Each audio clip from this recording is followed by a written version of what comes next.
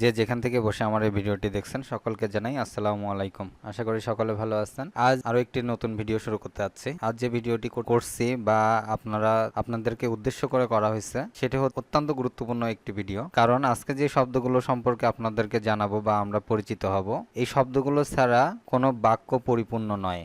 অর্থাৎ এই শব্দগুলো ছাড়া কোনো বাক্যই আপনি পরিপূর্ণভাবে কারোর সামনে উপস্থাপন করতে পারবেন না। আর যারা চ্যানেলটি দেখতেছেন বা আমার সাথে আছেন, অবশ্যই চ্যানেলটিতে সাবস্ক্রাইব করবেন এবং নতুন ভিডিওর আপডেট পেতে নোটিফিকেশন বেল বাটনটি ক্লিক করে রাখবেন। তাহলে চলুন শুরু করা যাক আজকের নতুন ভিডিও।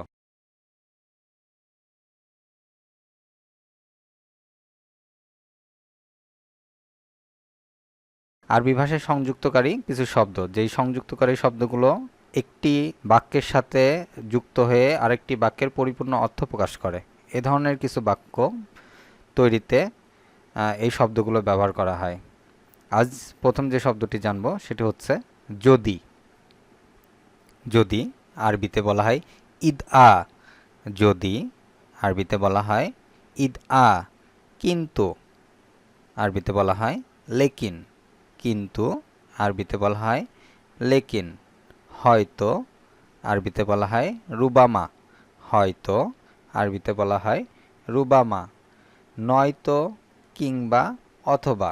নয়তো কিংবা অথবা এই শব্দগুলোকে আরবিতে বলা হয় ও। আমি আবার বলছি, নয়তো কিংবা অথবা এই শব্দগুলোকে আরবিতে বলা হয় ও। এবং আরবিতে বলা হয় ওয়া।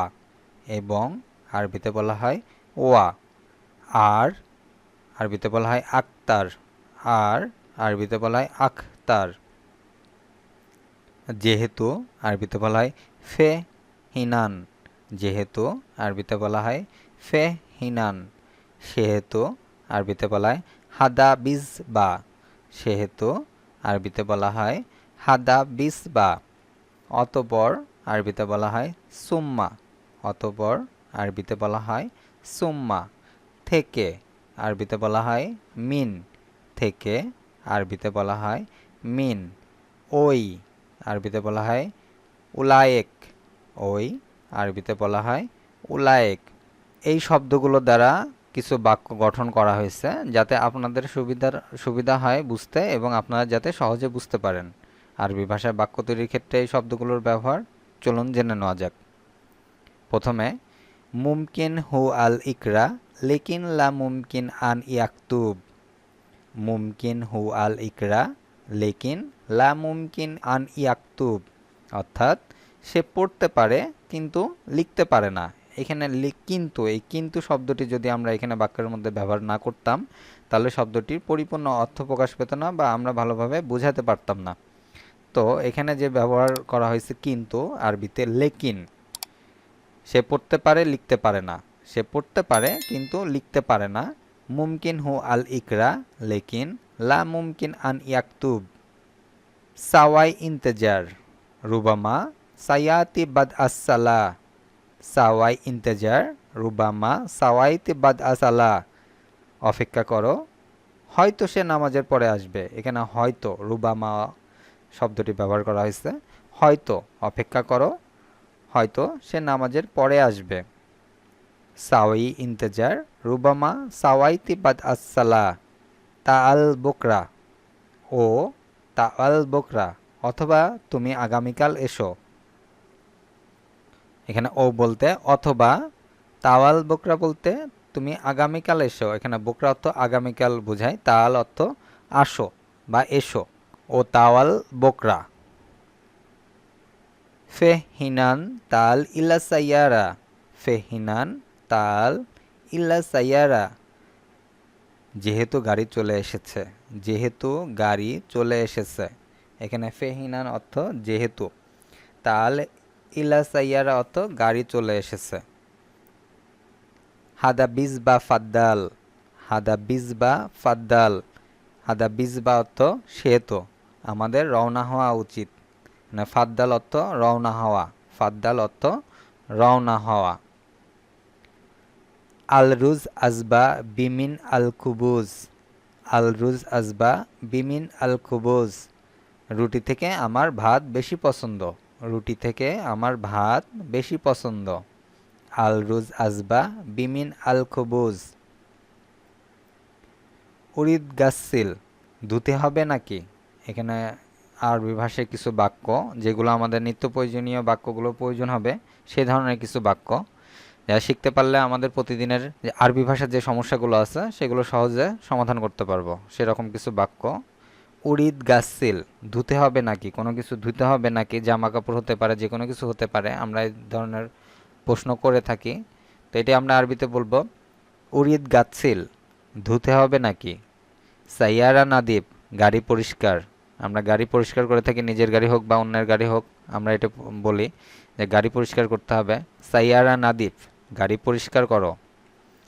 সাদিক তাল, সাদিক অর্থ বন্ধু, তাল বলতে এদিকে এসো, বন্ধু এদিকে এসো, সাদিক তাল। এশহাদা এগুলো কি, এশহাদা এগুলো কি। কেইফ হারারা গরম কেমন, দেখা যাচ্ছে কোনোদিন গরম পড়তেছে, আমরা এই ধরনের প্রশ্ন করে থাকি যে গরম কেমন। কেইফ হারারা, কেইফ অর্থ কেমন, হারারা অর্থ গরম, কেইফ হারারা গরম কেমন। ইজাফি হারারা জিয়াদা যদি গরম বেশি হয়, ইজাফি অর্থ যদি, হারারা জিয়াদা, জিয়াদা অর্থ বেশি, হারারা অর্থ গরম, ইজাফি হারারা জিয়াদা যদি গরম বেশি হয়। রোহ বেইত খাল্লি শগল, রোহ বেইত খাল্লি শগল কাজ বাদ দিয়ে বাড়ি যাও, কাজ বাদ দিয়ে বাড়ি যাও। এখানে শগল অর্থ কাজ, বেইত অর্থ বাড়ি যাওয়া, খাল্লি বলতে বাদ দেওয়া, রো অর্থ যাওয়া। রোহ বেইত খাল্লি শগল কাজ বাদ দিয়ে বাড়ি যাও। শগল বাদেন কাজ পড়ে, শগল বাদেন কাজ পড়ে। মিয়া মিয়া অনেক ভালো, এখানে মিয়া মিয়া অর্থ অনেক ভালো বা পরিপূর্ণ কোনো কথা বুঝাইতে বা পরিপূর্ণ কোনো কিছু 100% কোনো কিছু বুঝাতে মিয়া মিয়া শব্দটি ব্যবহার করা হয়। এর অর্থ অনেক ভালো বা পরিপূর্ণ বা 100% এরকম কিছু বোঝায়। শুকরান ধন্যবাদ, কাউকে ধন্যবাদ বুঝাতে আরবিতে বলা হয় শুকরান। হাদা আজর মিন আল্লাহ, হাদা আজর মিন আল্লাহ এটা আল্লাহর দেওয়া নেয়ামত, হাদা আজর মিন আল্লাহ এটা আল্লাহর দেওয়া নেয়ামত। খাল্লাস কুল্লু ফ্লুস সব টাকা শেষ, কোনো কিছু নিজের টাকা শেষ হয়ে গেছে, কোনো কিছু কেনাকাটা করতে যাই আমরা এই ধরনের কথা বলে থাকি যে খাল্লাস কুল্লু ফ্লুস। এখানে খালাস বলতে শেষ, কুল্লু ফ্লুস বলতে টাকা শেষ আর কি, সব টাকা, কুল্লু বলতে সব, ফ্লুস অর্থ টাকা, সব টাকা শেষ, খাল্লাস কুল্লু ফ্লুস। কামসানা ইনতা শগল, কামসানা ইনতা শগল তুমি কয় বছর কাজ করছো। কোনো জায়গায় কোনো প্রতিষ্ঠানে যদি আমরা কাজ করে থাকি আমাদের এই ধরনের প্রশ্নের সম্মুখীন হতে হয় বা আমরাও এই ধরনের প্রশ্ন করে থাকি যে তুমি কয় বছর কাজ করছো, এটি আমরা আরবিতে বলবো কাম সানা ইনতা শগল, ইনতা এশ আবগা তোমার কি চাই, ইনতা এশ আবগা তোমার কি চাই। শুকরান মুদির ধন্যবাদ বস, এখানে আমরা যার আন্ডারে বা যার কাছে কাজ করি এ ধরনের বস বা ম্যানেজারকে আরবিতে মুদির বলে সম্বোধন করা হয়। আর শুকরান মুদির অর্থ ধন্যবাদ বস। আপওয়ান অর্থ স্বাগতম বা ওয়েলকাম, অর্থাৎ কাউকে স্বাগতম বা নিমন্ত্রণ জানানোর ক্ষেত্রে আমরা আরবিতে আপওয়ান শব্দটি ব্যবহার করব। আপওয়ান অর্থ স্বাগতম। আজ এ পর্যন্তই। ভিডিওটি যদি ভালো লেগে থাকে অবশ্যই চ্যানেলটিতে সাবস্ক্রাইব করবেন এবং নতুন ভিডিওর জন্য বেল বাটনটি ক্লিক করে রাখবেন। দেখা হবে পরবর্তী ভিডিও নিয়ে, সে পর্যন্ত সকলে ভালো থাকবেন। আল্লাহ হাফেজ।